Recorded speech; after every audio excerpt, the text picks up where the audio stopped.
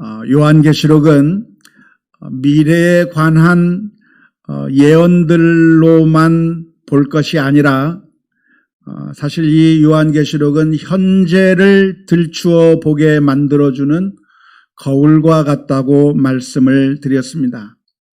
우리가 종종 요한계시록을 오해하는 이유가 무엇이냐면 요한계시록에 나오는 모든 것들이 문자적으로 그대로 미래의 어느 시점에 이루어질 거라고 하는 그런 생각을 가지고 이 요한계시록을 바라보면 자꾸만 잘못된 해석, 이상한 해석, 그래서 사람들을 공포에 몰아넣는 해석으로 잘못 해석될 가능성이 많습니다. 하지만 지난 시간에 말씀드렸던 것처럼 요한계시록은 무엇보다도 우리들의 모습을 비추어주는 거울과 비슷하다고 말씀을 드리고 싶습니다. 한 번은 다윗이 죄를 졌을 때 밧세바라고 하는 여인을 취하고 그리고 그 여인의 남편을 전쟁터 최전방에 보내어서 죽게 만들었을 때 나단 선지자가 찾아와서 다윗에게 한 이야기를 들려주었습니다. 어떤 부자가 있는데 그 부잣집에 손님이 찾아오게 되었을 때 그 부자는 자기가 가지고 있는 수많은 양들 가운데서 잡아서 손님을 대접한 것이 아니라 이웃집 가난한 사람에게 가서 그 사람이 애지중지하고 마치 딸처럼 여기는 그런 정말 소중한 하나밖에 없는 어린 양을 빼앗아 자신의 손님을 대접했다고 하는 이야기를 들려주었습니다. 나단 선지자가 이렇게 다윗에게 이 어떤 악한 부자의 이야기를 들려준 이유는 심심하니까 흥미로운 이야기를 들어보라고 들려준 것도 아니고요. 미래에 어떤 사건이 이런 비슷한 사건들이 일어날 거라고 하는 것을 예언하는 이야기로 들려준 것도 아니고 철저하게 이 이야기는 다윗의 모습을 들여다보게 만들어주는 거울과 같은 이야기였습니다.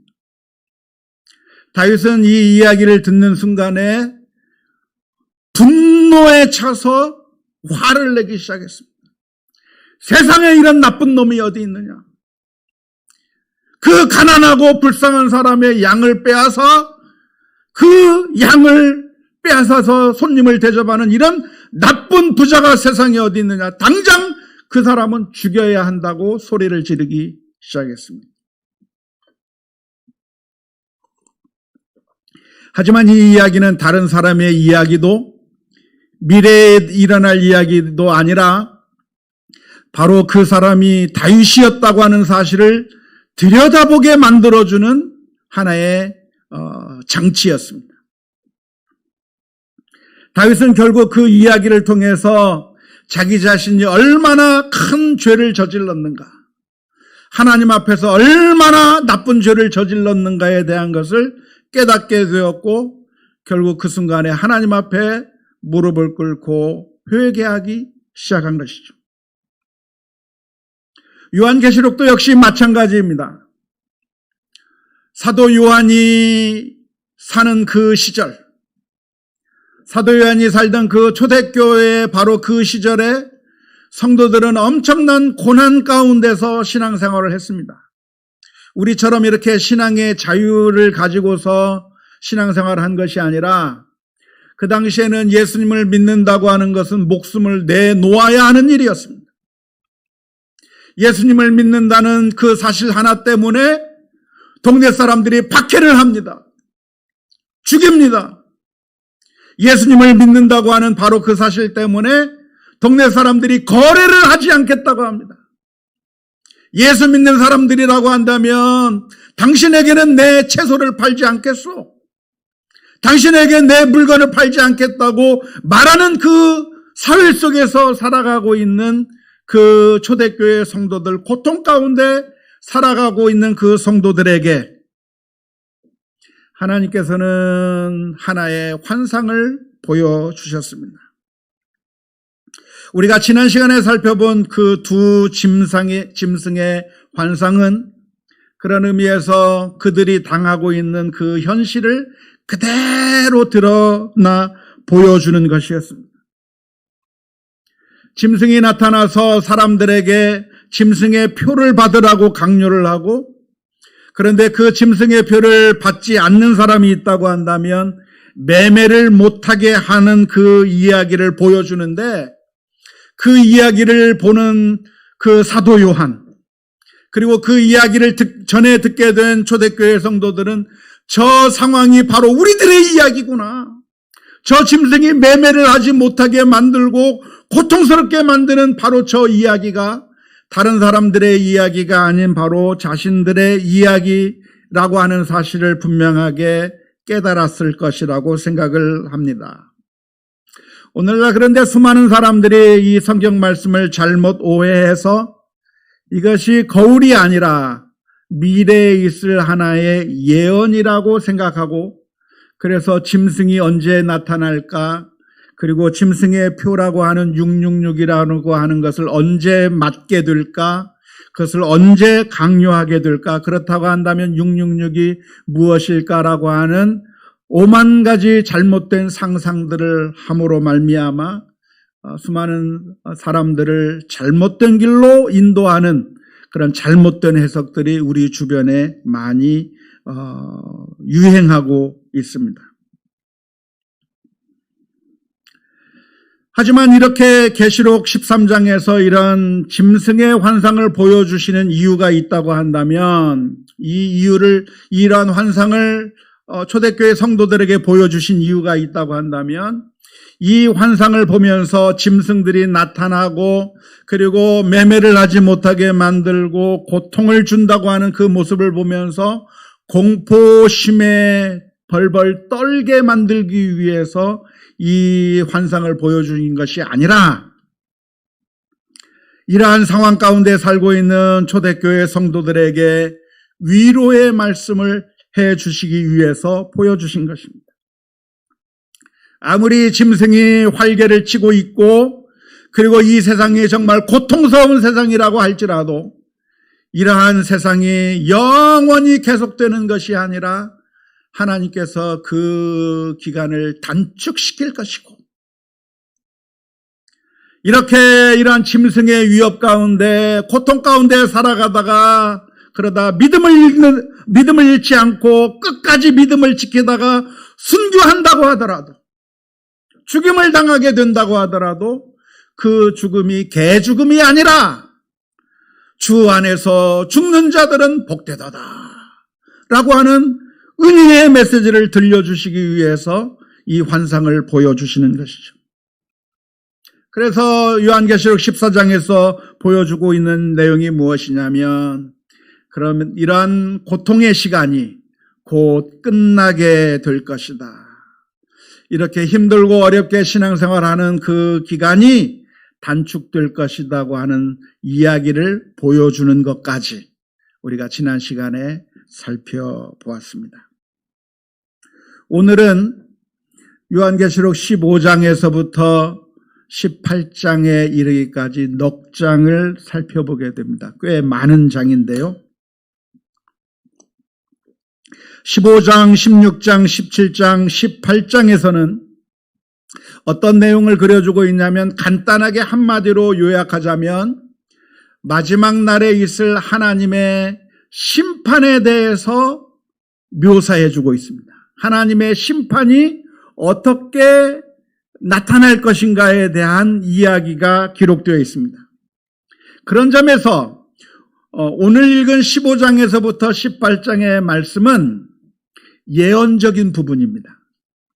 요한계시록을 예언적인 것으로 보면 안 되고 거울로 보라고 말씀을 드렸지만, 예언이 안 포함되어 있다고 하는 이야기가 아니라 그 중에는 예언도 포함되어 있는데 아직 이루어지지 않은 일, 지금은 이루어지지 않았지만 언젠가는 이루어질 일에 대해서 이야기한 부분만큼은 예언이라고 볼 수 있는데, 오늘 읽은 15장에서부터 18장의 말씀은 미래에 있을 예언의 이야기가 기록되어 있습니다. 15장의 그림을 한번 보겠습니다. 15장의 그림을 보면 네 생물 중에 하나가 7명의 천사들에게 금 대접을 준다고 하는 이야기가 기록되어 있습니다. 그 7명의 천사들은 마지막 재앙이 담긴 7개의 금 대접들을 하나씩 받아서 그리고 그 금 대접을 쏟아 부을 준비를 하고 있는 모습이 계시록 15장의 말씀에 기록되어 있습니다. 불이 섞인 유리바다 위에서 하나님을 믿고 신실하게 믿음을 생활했던 그 성도들이 고통 가운데 울부짖는 것이 아니라 모세의 노래를 부르고 어린 양의 노래를 부르면서 하나님의 구원이 가까웠다고 하는 그 사실을 노래하고 있는 장면이 보여지는데, 저 하늘에 놓여져 있는 증거의 장막의 문이 열리고 이제 성도들이 그 안으로 들어가기 직전의 모습이 계시록 15장의 말씀 가운데 기록되어 있습니다. 이제 넘어가서 계시록 16장의 말씀을 보면 성전에서부터 큰 소리가 들립니다. 천사들에게 하는 이야기죠. 너희는 가서 진노의 대접을 땅에 쏟으라 라고 하는 그런 음성이 들리자 이제 천사 7명이 하나씩 그 재앙의 금대접을 쏟아 붓기 시작하는데, 쏟아 부을 때마다 엄청난 재앙이 땅에 내려오기 시작합니다. 첫째 천사가 붓자 독한 종기가 생겨나게 되었고, 두 번째 천사가 대접을 쏟아 붓자 바다 생물이 죽게 되었고, 세 번째 천사가 대접을 쏟자 물이 피로 변하고, 네 번째 천사가 대접을 붓자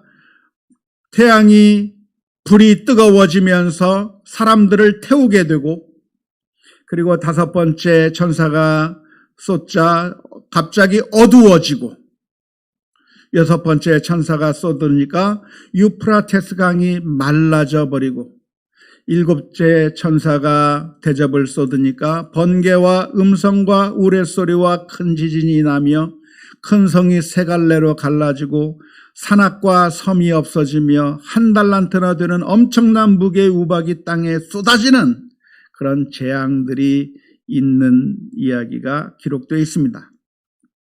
특별히 여섯 번째 그 천사가 대접을 쏟았을 때 개구리들이, 더러운 영들이 나타나서 아마겟돈으로 왕들을 모은다고 하는 이야기가 있어서 아마겟돈 전쟁이 시작된다고 하는 그런 예언이 기록되어 있습니다. 자, 이제 그림을 치워줘도 좋겠습니다. 여기 요한계시록 16장에 기록된 7개의 대접들을 쏟을 때마다 나타났던 재앙을 보시면서 여러분들은 무엇이 생각이 나셨습니까? 무엇을 연상하게 되었습니까? 마음속에. 아무것도 연상이 안 됐나요? 아마 출애굽 당시에 있었던 10가지 재앙을 상상하셨을 거라고 생각이 드는데요. 왜냐하면 비슷하기 때문에 그렇습니다. 그 옛날 바로의 권세가 등등한 시절에 모세는 바로 왕을 찾아가서 이스라엘 민족을 내어 보내라고 이야기를 합니다. 우리 민족이 하나님께 예배를 드리려고 하니까 그 예배를 드리기 위해서 보내라고 했지만 바로 왕은 거부합니다. 그때 모세는 10가지 재앙을 내려서 결국 항복을 받아냈는데요.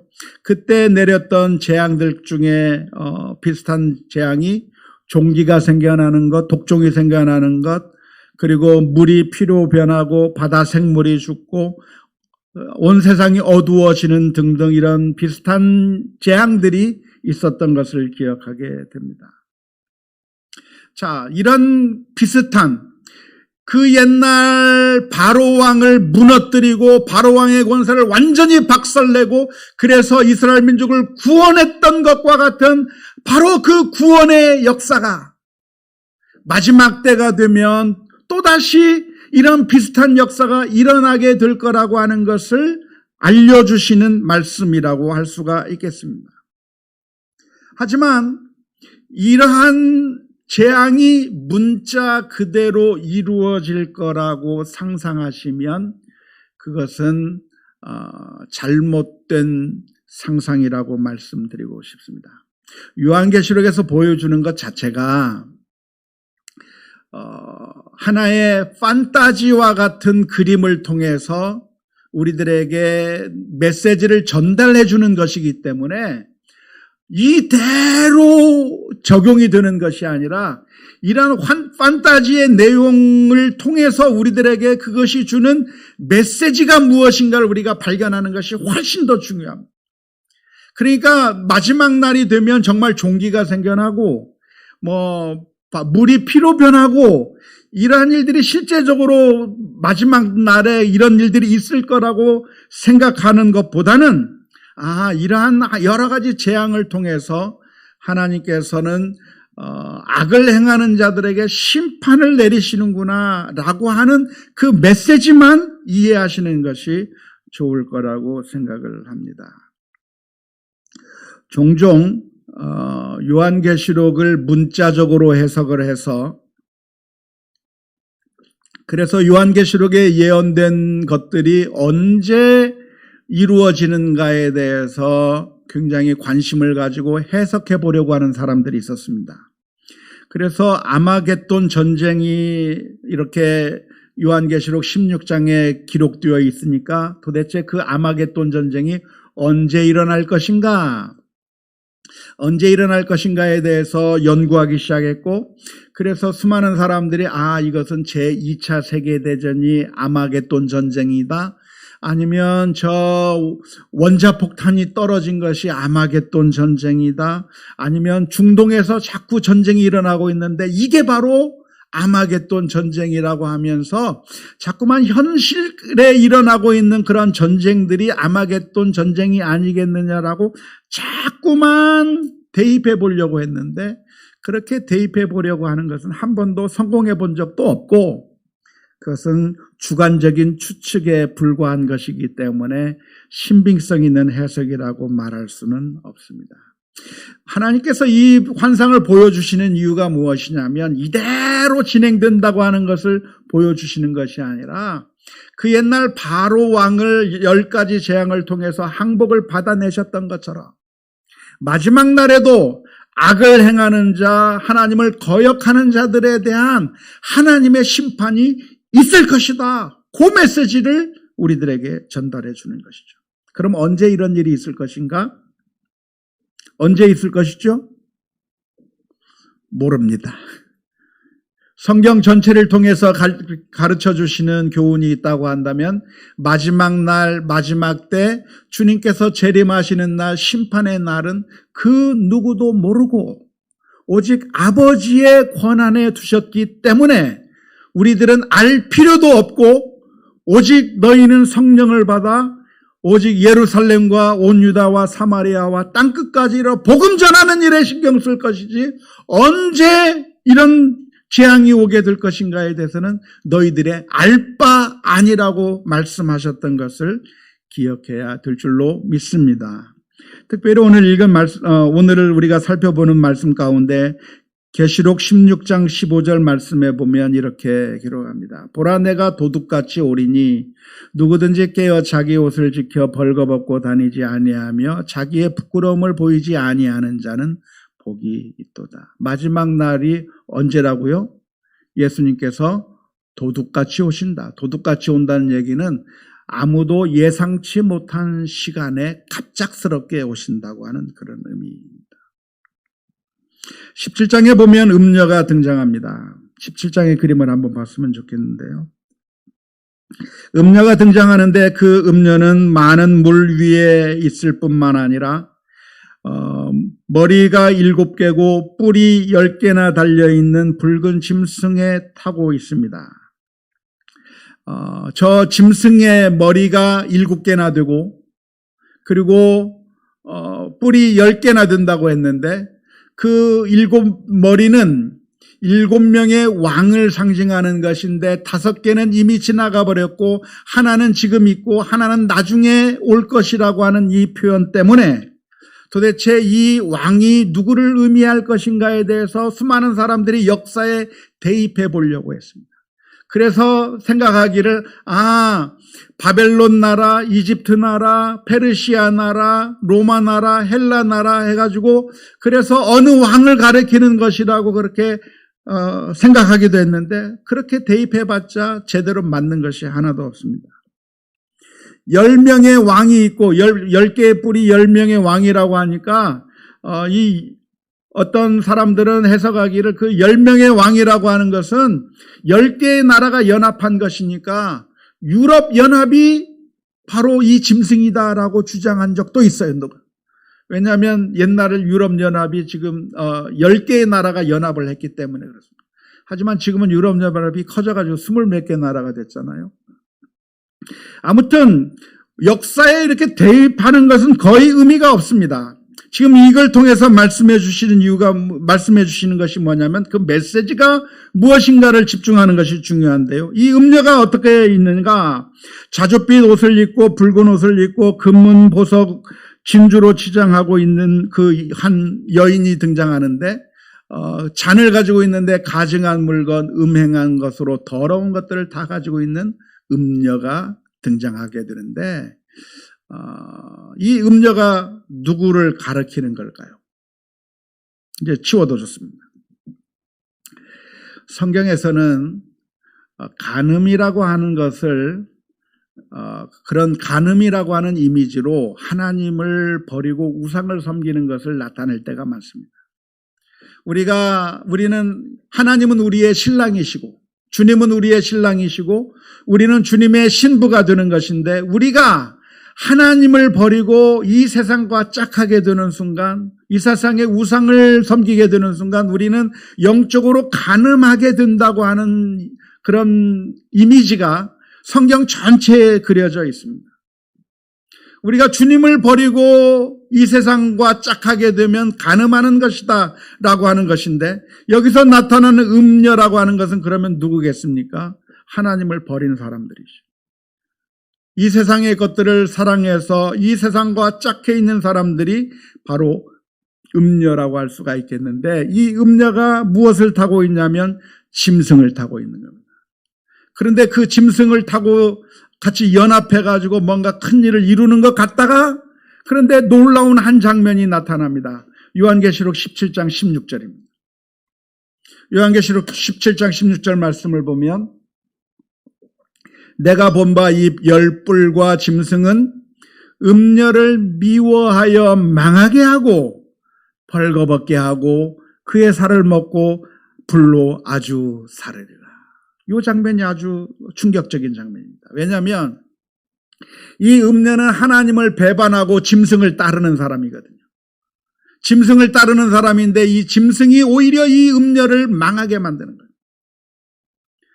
이것은 좀 모순되어 보이는데 사실은 모순된 것이 아닙니다. 왜냐하면 이것이 바로 우상의 특징이기 때문에 그렇습니다. 사람들이 하나님을 버리고 이 세상을 선택하는 이유가 있다고 한다면 하나님이 우리들에게 유익을 주는 것이 아니라 이 세상이 우리에게 유익을 준다고 생각하기 때문에 이 세상을 따르는 겁니다. 그런데 이 세상이 나에게 유익을 주는 줄 알고 따라가다 보면 이 세상이 나에게 유익을 주는 것이 아니라 오히려 나를 더 힘들게 만드는 것이죠. 어제가 광복절인데 일제 강점기 동안에 수많은 우리나라 사람들이 독립운동을 했습니다. 우리나라의 독립을 위해서 엄청나게 노력을 했습니다. 그런데 독립운동을 아무리 해도 독립이 안 되니까 중간에 다 변절을 해버렸어요. 친일파로 다 바뀌어버렸습니다. 그래 친일파로 바뀐 이유가 무엇입니까? 내가 우리나라의 독립을 위해서 열심히 일해봤자 핍박만 당하고 고난만 당하고 제대로 살 수가 없는데 내가 친일파로 변절하는 그 순간에 온갖 부귀 영화가 다 따라오고 그런 회유에 끌려서 결국 변절하게 된 거죠. 신앙생활도 역시 마찬가지인데 우리가 하나님을 섬기면서 신앙생활을 하는데 신앙생활을 해도 고통을 당하고 신앙생활을 해도 여러 가지 어려움을 당하는데 이 세상과 짝해서 사는 사람들을 보니까 잘 먹고 잘 살거든요. 그러니까 하나님을 버리고 이 세상을 따라가면서 그러면 내가 잘 먹고 잘 살 줄 알고 이 세상과 짝하면서 살게 되는데 그런데 그 결과는 어떻게 되는가? 우리가 돈을 추구하게 되면 그러면 그 돈이 우리를 행복하게 해줄 줄 알고 돈을 향해서 나아가는데 알고 보면 우리가 행복해지는 것이 아니라 돈의 노예가 돼버리는 거죠. 마약이 나의 고통을 잊게 해줄 줄 알고 마약을 하는데 그래서 마약을 하는 그 순간에 너무나도 행복하게 느껴지는데 그런데 그 결과가 정말로 행복해지는 것이 아니라 결국 피폐한 인생을 사는 것과 마찬가지. 이게 바로 음녀의 모순이죠. 음녀는 이 세상의 권력에 취하면서 내가 하나님을 섬기는 것보다 주님을 따르는 것보다 이 세상과 짝하며 살고 짐승의 표를 받고 짐승과 더불어서 그렇게 잘 먹고 잘 살겠다고 하면서 그렇게 짐승을 따르면서 짐승 위에 타면서 살았는데 알고 보니까 그 짐승이 어떻게 해요? 이 음녀를 망하게 만들어요. 오해하지 마십시오. 제가 종종 얘기를 하면서 돈을 따르는다가 결국 그 돈의 노예가 된다고 하는 그런 표현들을 종종 쓰게 되는데 돈 버는 게 나쁘다고 말씀드리는 건 절대로 아닙니다. 건전하게 소득을 올리는 것은 당연한 것이고 열심히 일하는 것은 당연한 겁니다. 하지만 어느 순간에 이 세상의 모든 좋은 것들이 우리들의 우상이 될 때가 있습니다. 돈이 우리들에게 많은 유익을 주기는 하지만 그 유익을 준다고 하는 것 때문에 내가 그 돈의 노예가 돼버리고 우상으로 섬기기 시작하게 된다고 하면 결국 망하게 되는 거죠. 우리가 누릴 수 있는 모든 좋은 것들은 다 우상이 되기가 쉽습니다. 가족, 자식, 정말 좋은 것입니다. 하지만 어느 순간에 가족이 우상이 되고 자식이 우상이 되면 고통스러운 결과만 가져오게 되는 겁니다.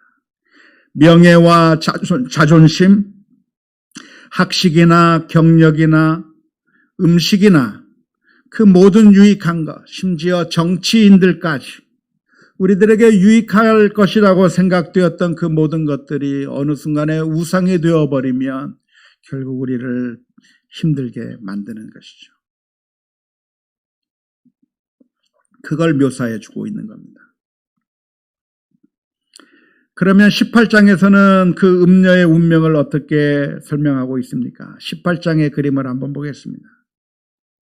결국 바벨론을 물속에 던져버립니다. 마치 큰 맷돌을 바다에 던져버리면 다시 보이지 않는 것처럼 음녀 바벨론을 심판해버리고 더 이상 이제는 이 세상의 방식대로 움직이는 것이 아니라 상인들이 음녀를 위해 울고 애통하게 되는데 더 이상 상품을 살 자가 없는 겁니다.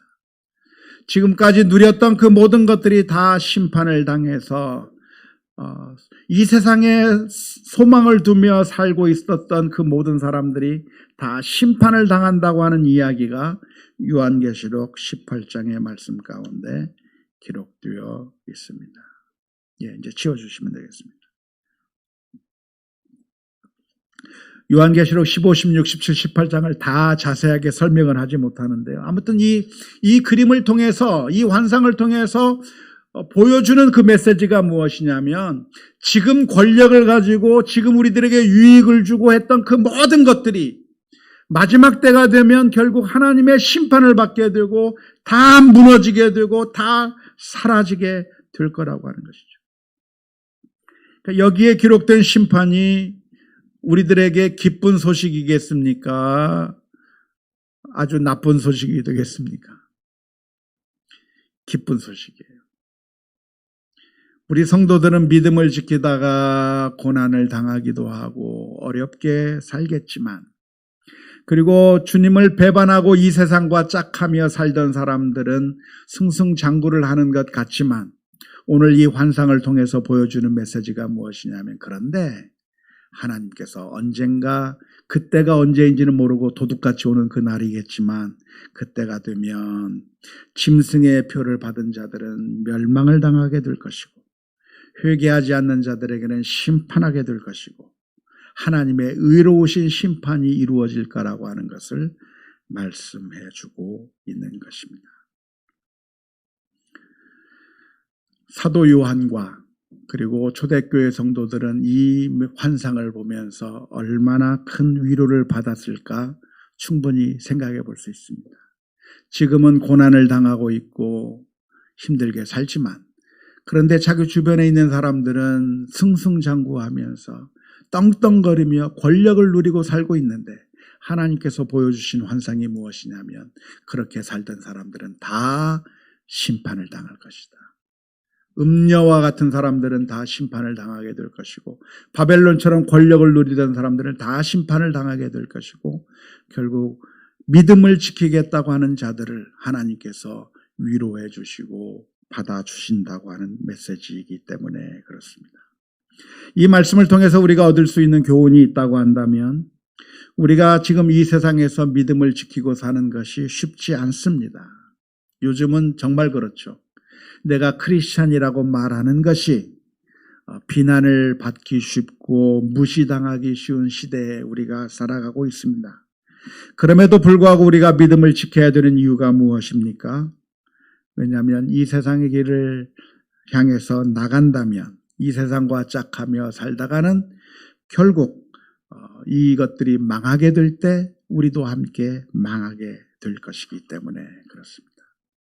하나님은 어떤 하나님이십니까?